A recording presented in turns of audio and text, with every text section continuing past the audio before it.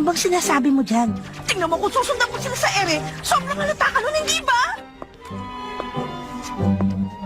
Siguradong mas magugustuhan ka ni Master Killua kung ganyan ka.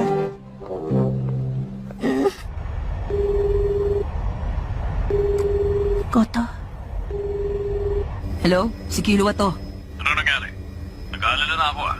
Si Alo ka lang ang makakapagpagaling kay Gon. Nahuling na tayo. Ano masasabi mo? Bakit hindi na lang natin sila hintayin makalapit dun sa ospital? Nandun ang mga kaibigan ni Killua at tutulungan nila siya. Magtatawag ka pa ng kakampi? Nakakapanghinayang. Pero gagamitin ko na tong karayon ko. Kapag tinuso ko ang isang tao gamit nito, susundin niya na ako hanggang sa kamatayan niya. Tumupad ng kahilingan? Pag nalaman niya ng mga segregationist, siguradong pagkakaguluhan nila siya. Kadalasan hindi umaasa ang kuya ko sa ibang tao, kaya malamang gagamit siya ng needleman. Kapag ginamitan ka nun, magiging tagasunod ka niya hanggang kamatayan. Kapag may sapat na tayong ebidensya, pwede na siyang tapusin. Kahit isa siyang pro-hunter. Killua, sigurado ka? Ipapahuli mo ang kapatid mo? Gagawin ko ang buong makakaya ko para tapusin siya. Nandyan na kami sa tabi mo. Sige, ayos yun.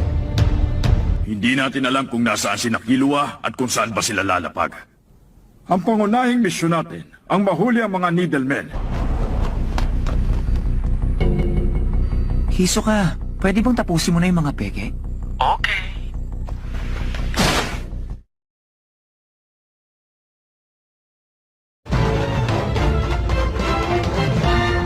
Ang alitan ng pamilyang Zoldyck dahil kay Aloka. At ngayon, ang alitan ng pamilyang Zoldyck dahil kay Aloka ay lumaki sa puntong nadamay na rin ang eleksyon ng chairman ng Hunter Association. Hello? Mukhang nandun sila sa isa sa mga natitira pang dalawang airship. Gusto mong padalhan kita ng larawan? Hindi bale na lang. May dalang mapa yung isa sa mga nandito. At alam ko na rin kung anong airship ang sinakyan ni Killua.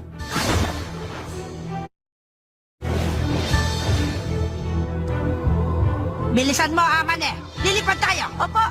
Tara na. Opo.